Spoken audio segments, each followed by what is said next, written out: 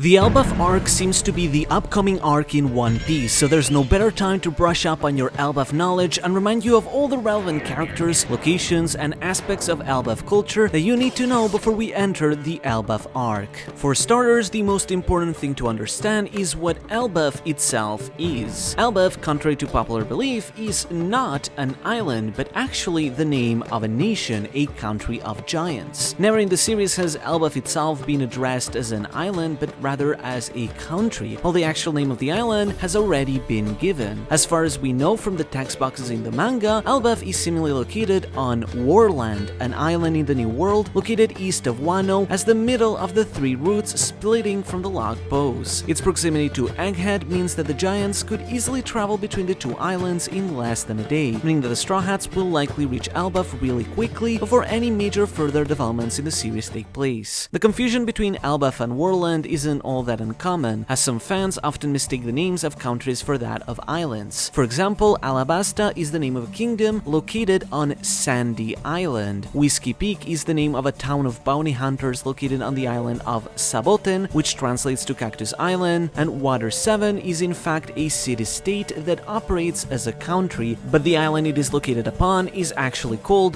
Zosenjima, or Shipyard Island, and so on and so forth, such as the Empire of Amazon Lily being located on Nyogashima, or Woman Island. This can be a bit confusing since we also have examples of the Dressrosa Kingdom being located on Dressrosa Island, though actually Oda romanizes Dressrosa with a space between both words, unlike how many fans write it. Anyway, starting off with the island of Warland, there's not much we know about it since we've only caught small glimpses of it. Warland is a large island defined predominantly by a colossal tree that takes up most of its land space, stretching far into the sky. Surrounding the tree at its roots are large spiky mountains that dot the coastline, though some grassy plains exist within it too. The shots that we saw of Warland in the anime depicted with stunning nature reminiscent of that of Northern Europe and the Alps. Given how the country of Elbaf is largely inspired by Norse mythology, the large tree at its center is likely inspired by the Yggdrasil, the world tree upon which the realms rest in Norse myth. The bizarre thing about Warland, though, is these bizarre lines that seem to surround the skies around it. We don't really know what these actually are, whether they are waterfalls descending from above, some sprouts or vines coming from the tree, or some other structures entirely, but they seem to fall directly into the sea outside the island. Some fans have also speculated if a sky island may exist above Elbaf as well, which could explain where these streams are coming from, but it's still essentially speculation, as maybe they're just coming from the leaves atop the tree. At the very least, this does create intrigue as to what exactly lies at the top of the tree, as after all, the village of Elbaf itself appears to be found on the lower mainland, as the shadow of the tree can still be seen in some of the background shots. So maybe the royal castle could be found at the very top?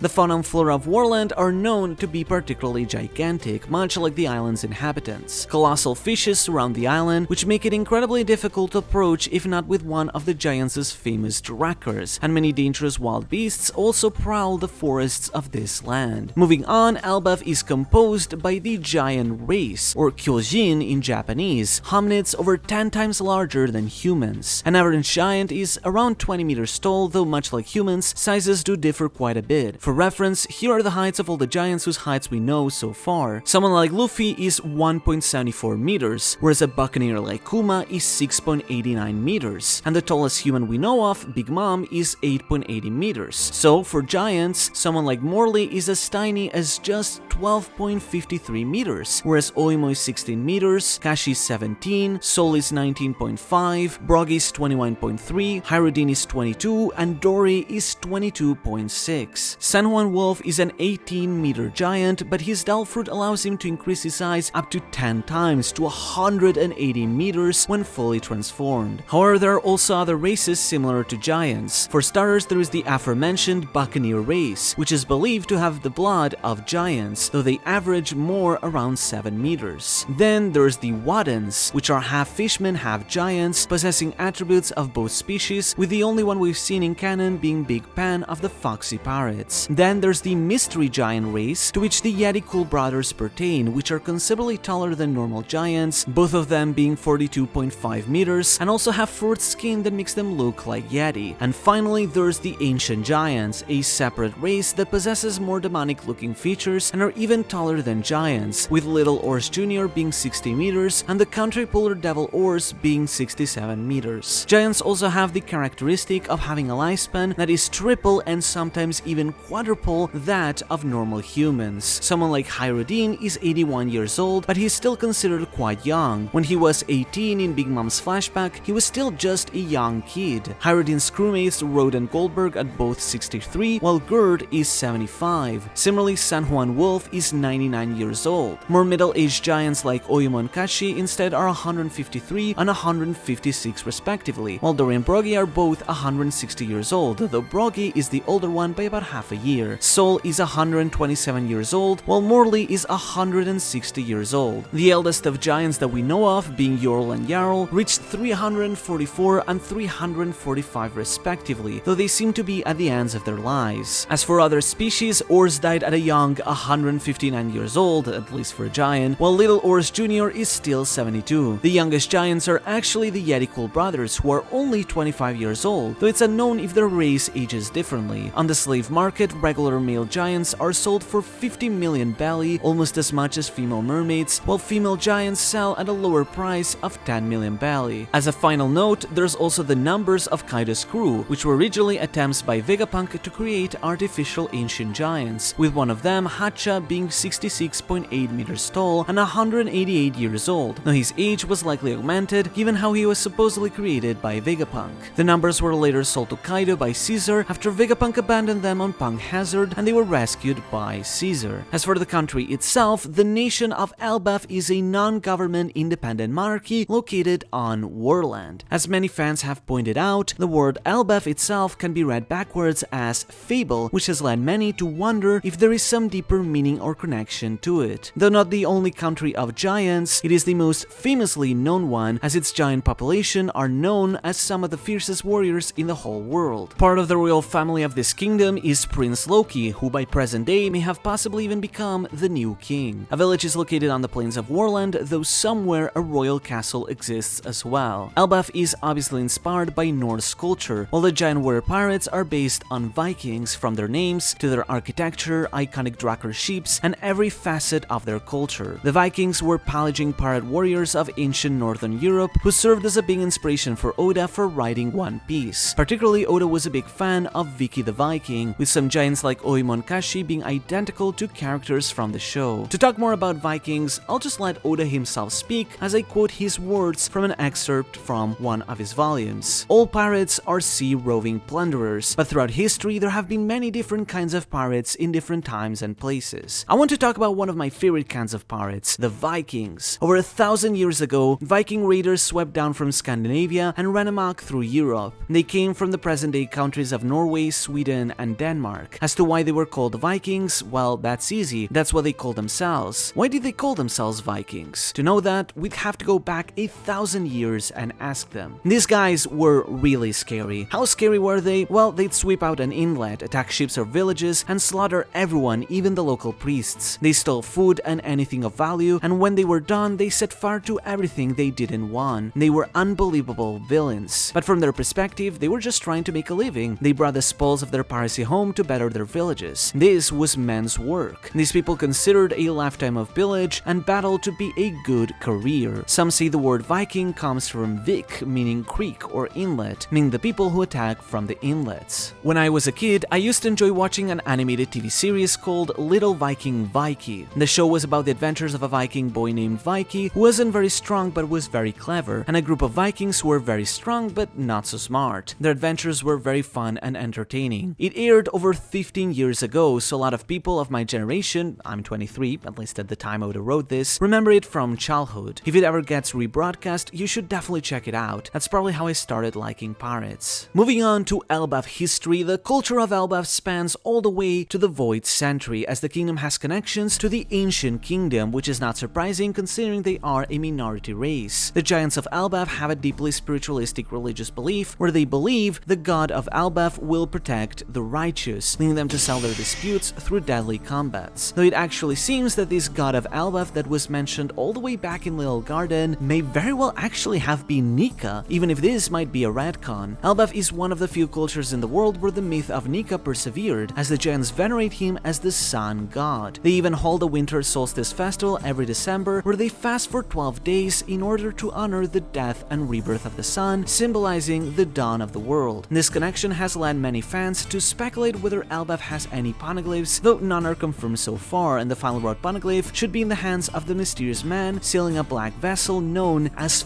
Scar. Given how Elbaf has a somewhat isolationist policy from the world government, much like other isolated peoples such as the Shandia, the Kuja, the Mink, or the Samurai of Wano, the giants have been trained to be warriors since birth. They have maintained a warrior culture built on honor and pride, which coupled with their innate strength as giants has made them a power envied even by the world government, which tried for a long time to build a giant army of its own. This is what led to the recruitment of several giants into the Marines, which, notice, are the only non-human race that we have seen so far in the Marines, otherwise only being humans, and also what led the government to request Vegapunk to experiment on creating artificial giants, which would become the Numbers. So strong is the might of Elbaf, in fact, that Big Mom believed that joining forces with them would make her become Pirate King. Since giants live over triple and sometimes even quadruple of what humans do, what matters to most of them is finding closure in an honorable death. This fiercer nature in their culture has led them to become powerful pirates and pillagers, leading for several generations the powerful giant warrior pirates. The country's military formed as a pirate crew led by the two giant captains that terrorized many human settlements across the world, despite still operating as a monarchy. About a century ago, the giant warrior pirates became particularly infamous when Dory and Broggy became the two captains of the crew, following in the steps of Waterfall Beard Yorl and Mountain Beard Jarl. Dory and Broggy were known as the Blue Oni and the Red Oni respectively, referring to the Japanese myth of two Oni of those two colors, and had a bounty of 100 million respectively. However, they entered in an argument over a hunting contest that led them to settle it with a duel, which would go on for 100 years on a prehistoric island in early Paradise that came to be dubbed Little Garden by the explorer Louis Arnault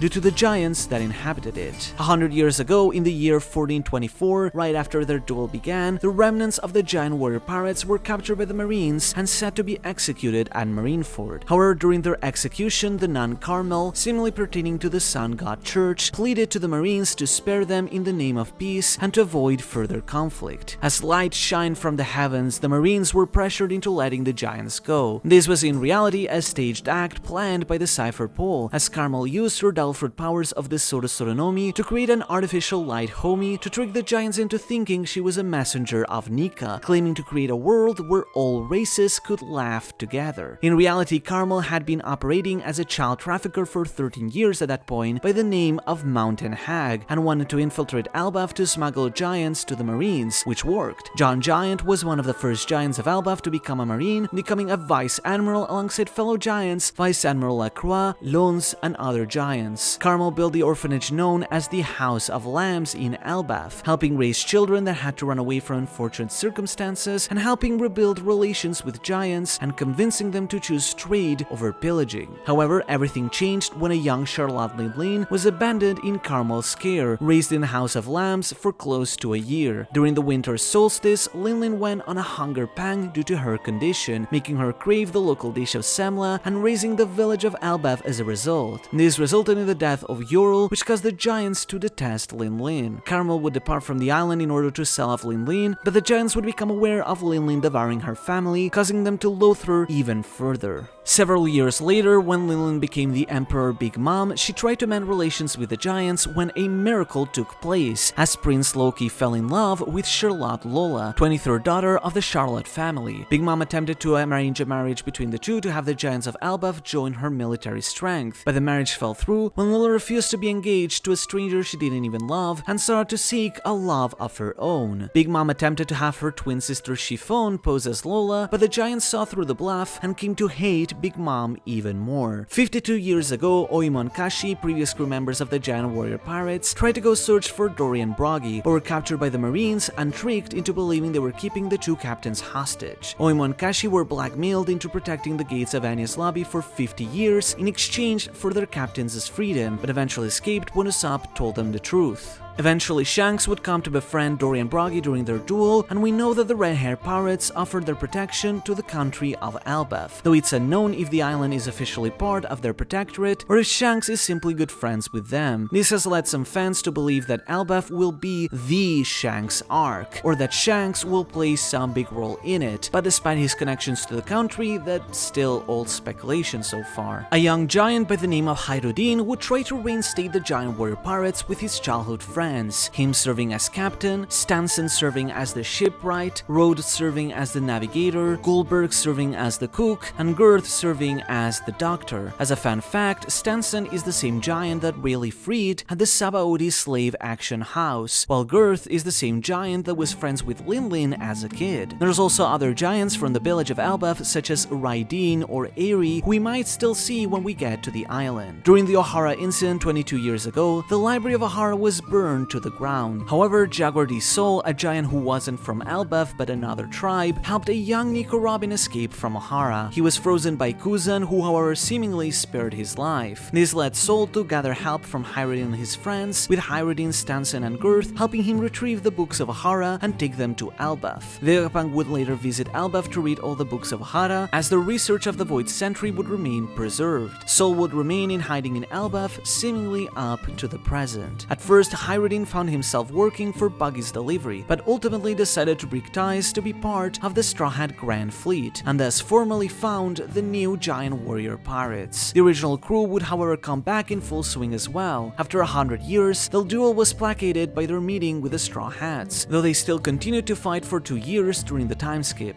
However, after the advent of the Straw Hats into the New World, Dory and Broggy decided to return to Elbaf, potentially after being found by Oimo and Kashi, since they claimed they would get their captains back, reforming the giant warrior pirates. And after reading of the Egghead incident in the news, they quickly headed into Egghead to rescue the Straw Hats, helping give them a ride all the way to Elbaf, leading us into the present and into the upcoming Elbaf Arc.